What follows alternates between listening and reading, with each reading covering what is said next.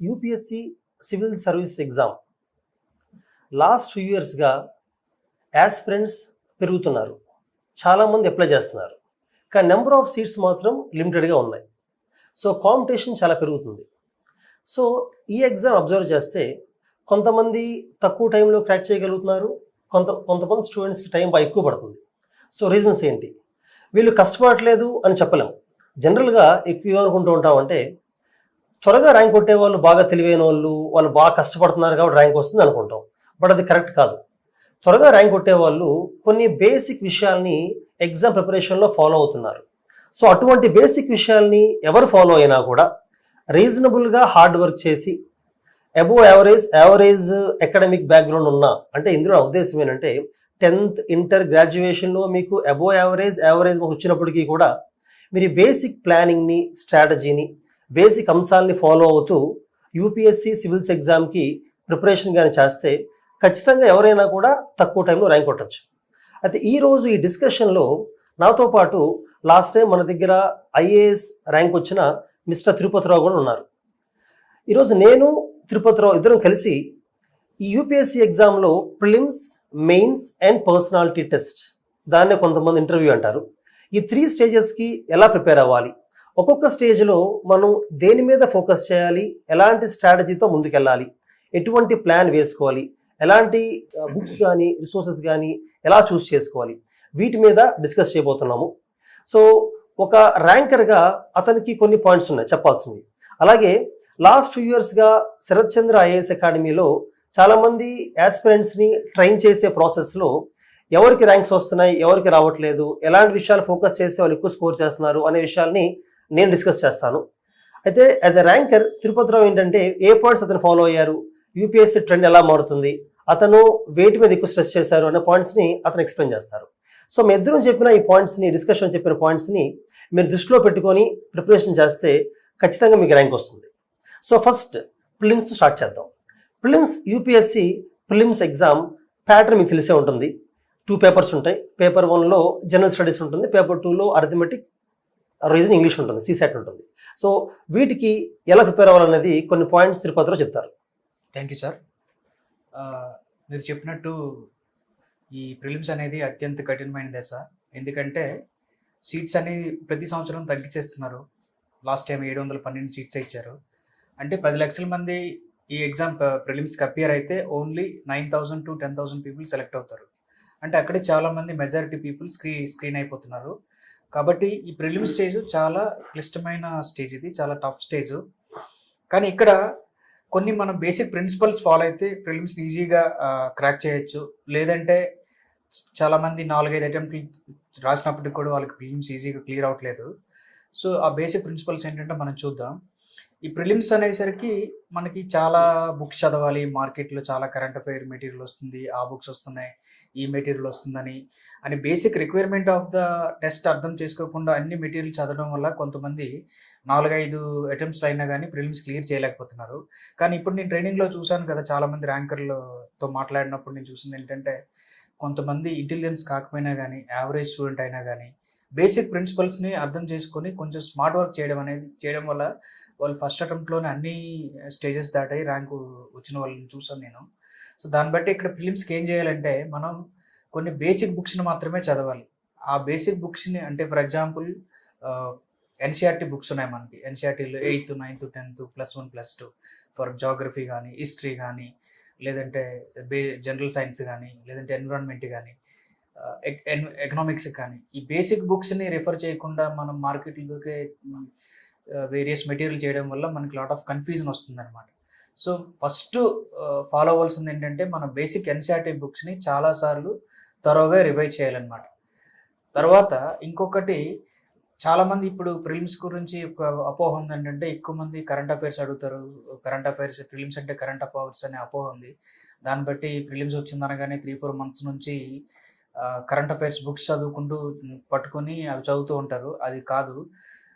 ప్రిలిమ్స్లో 70 to 80 questions అనేది statics నుంచి వస్తాయి. అంటే history, geography, polity, economy, environment and art and culture. నేను బిగ్ 5+1 అంటాను నేను ఈ ఫార్ములాని. ఈ 6 సబ్జెక్టులని త్వరగా ప్రిపేర్ అయితే ఎనీ క్యాండిడేట్, యావరేజ్ క్యాండిడేట్ ఎవరైనా కానీ 670 క్వశ్చన్స్ ఈజీగా సాల్వ్ చేయొచ్చు. అంటే ఎందుకు 70 క్వశ్చన్స్ అని నేను స్టార్ట్ చేస్తున్నానంటే, లాస్ట్ 4-5 ఇయర్స్ కట్ ఆఫ్ చూస్తుంటే ప్రిలిమ్స్లో ఇట్ ఈస్ అరౌండ్ 98 to 100. అంటే మీరు 50 క్వశ్చన్స్ కరెక్ట్గా సాల్వ్ చేస్తే మీరు ప్రిలిమ్స్ దాటేస్తారు. సో ఆ బేసిక్ రిక్వైర్మెంట్ని మీరు అర్థం చేసుకొని ఈ స్టాటిక్ బుక్స్ మీద ఎక్కువ స్ట్రెస్ చేసి నెంబర్ ఆఫ్ టైమ్స్ రివైజ్ చేయాలి. అంటే ఈ నెంబర్ ఆఫ్ టైమ్స్ రివైజ్ చేయాలంటే మీరు requirement of the demand of the exam కూడా అర్థం చేసుకోవాలి. అంటే ఫర్ ఎగ్జాంపుల్ సిలబస్ని తరోగా మీ ఫింగర్ టిప్స్లో ఉంచుకోవాలి, సిలబస్ చూసుకోవాలి, లాస్ట్ 10 to 15 ఇయర్స్ ప్రీవియస్ క్వశ్చన్స్ని సాల్వ్ చేయాలన్నమాట. లాస్ట్ 10 to 15 ఇయర్స్ దాన్ని చూస్తుంటే ఏంటి ఆ క్వశ్చన్స్ మీరు సాల్వ్ చేయడం వల్ల యూపీఎస్సీ రిక్వైర్మెంట్ ఏంటి అనేది అర్థమవుతుంది. ఏ ఏరియాలో ఎక్కువ స్ట్రెస్ చేస్తున్నారు. ఫర్ ఎగ్జాంపుల్ 3-4 ఇయర్స్ వరకు ఎన్విరాన్మెంట్ 20 to 25 క్వశ్చన్స్ అడిగేవారు. తర్వాత ఎకానమీకి ఎక్కువ వెయిటేజ్ ఇచ్చింది, తర్వాత హిస్టరీకి వెయిటేజ్ ఇచ్చింది, తర్వాత పాలిటీకి ఎక్కువ వెయిటేజ్ ఇచ్చింది. అందులో కూడా ఏ ఏరియాల్లో ఎక్కువ స్ట్రెస్ చేస్తుంది అనేది మీకు అవగాహన వస్తుంది. 2021 క్వశ్చన్ పేపర్ చూసుకుంటే around 10 to 15 questions are directly taken from previous year questions. So previous years క్వశ్చన్ని నెగ్లెక్ట్ చేయకుండా సిలబస్ని కూడా మీ ఫింగర్ టిప్స్లో ఉంచుకొని నెంబర్ ఆఫ్ టైమ్స్ తక్కువ బుక్స్ని ఎక్కువ సార్లు రివైజ్ చేయాలి. ఎన్సీఆర్టీస్ నెగ్లెక్ట్ చేయొద్దు. 2021 హిస్టరీలో ఎన్సీఆర్టీ మనకు అట్ట ఉంటుంది కదా, అట్ట మీద ఉండే బొమ్మల నుంచి 2-3 క్వశ్చన్స్ అడిగారు. జనరల్గా పీపుల్ నెగ్లెక్ట్ చేస్తుంటారు, అవి కూడా నెగ్లెక్ట్ చేయొద్దు. సో ఈ బేసిక్ బుక్స్ని తరోగా రివైజ్ చేయాలి. తర్వాత స్టాండర్డ్ బుక్స్ ఏవైతే ఉన్నాయో లైక్ పాలిటీకి లక్ష్మీకాంత్, ఎన్విరాన్మెంట్కి శంకర్, హిస్టరీకి basic NCERTs books plus Spectrum, తర్వాత art and culture for example we have good book call Nitin Singhania. ఇలా ఈ 5-6 బుక్స్ మాత్రమే ఎక్కువసార్లు రివైజ్ చేసి ప్రీవియస్ ఇయర్ క్వశ్చన్స్ సాల్వ్ చేసి డిమాండ్ ఆఫ్ ద యూపీఎస్సీ ఏంటో అర్థం చేసుకోవాలి. అంతేకాకుండా మనకి రైట్ మెంటర్షిప్ కూడా అవసరం అవుతుంది, రైట్ గైడెన్స్ కూడా అవసరం ఉంటుంది. ఫర్ ఎగ్జాంపుల్ లాస్ట్ ఇయర్ నేను 2029 ఇంటర్వ్యూ ఇచ్చాక తక్కువ టైంలో 2020 ప్రిలిమ్స్ క్లియర్ చేశానంటే శరత్ సార్ దగ్గర నాకు రైట్ గైడెన్స్ కూడా వచ్చింది, ఆ తక్కువ టైంలో ప్రిలిమ్స్ ఎలా క్లియర్ చేయాలనేది. సో ఆ గైడెన్స్ అండ్ మెంటర్షిప్ కూడా ఉండడం వల్ల ఫస్ట్ టైమే తక్కువ టైంలో స్మార్ట్ వర్క్ చేస్తే ప్రిలిమ్స్ ఈజీగా క్లియర్ అవుతుంది. So actually Tirupati Rao almost prelims ఎగ్జామ్లో కొత్తగా ప్రిపరేషన్ స్టార్ట్ చేసిన వాళ్ళైనా లేదా ఆల్రెడీ ప్రిపరేషన్ చేస్తున్న వాళ్ళైనా ఏ ఇష్యూస్ని ఎక్కువ ఫోకస్ చేసి ఎలా ప్లాన్ చేసుకుంటే ప్రిలిమ్స్ క్లియర్ చేయగలరో చెప్పారు.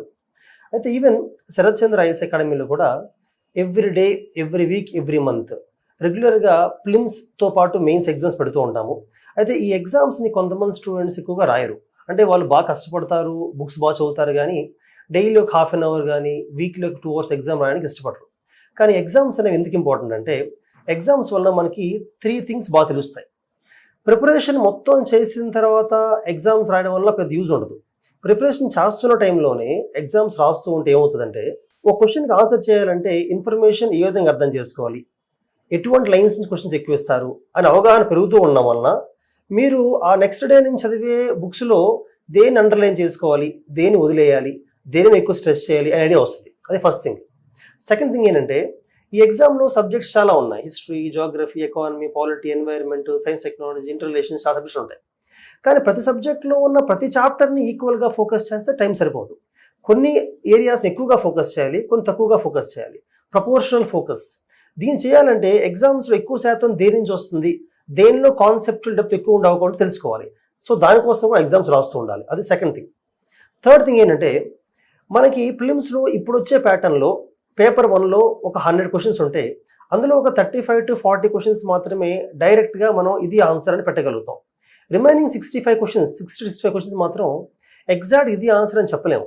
కానీ ఆన్సర్కి ఎర్రై అవ్వాలి. ఇచ్చిన 4 ఆప్షన్స్లో ఇది ఆన్సర్ అయి ఉండొచ్చు అని ఎర్రై అవ్వాలి. అలా ఎర్రై అవ్వాలి అంటే మనకి కామన్ సెన్స్తో పాటు సబ్జెక్ట్ నాలెడ్జ్తో పాటు ఏది తప్పై ఉంటుందని గెస్ చేసి దాన్ని ఎలిమినేట్ చేయాలి. ఈ స్కిల్ రావాలంటే ఎక్కువ ఎగ్జామ్స్ రాస్తూ ఉండాలి. ఎగ్జామ్స్ ఎక్కువ రాసే కొద్దీ స్కిల్ వస్తూ ఉంటుంది. కాబట్టి నెగ్లెక్ట్ చేయకుండా మీరు ప్రిపేర్ అవుతున్న ప్రతి టాపిక్ మీద ఎగ్జామ్స్ రాస్తూ ఉండాలి.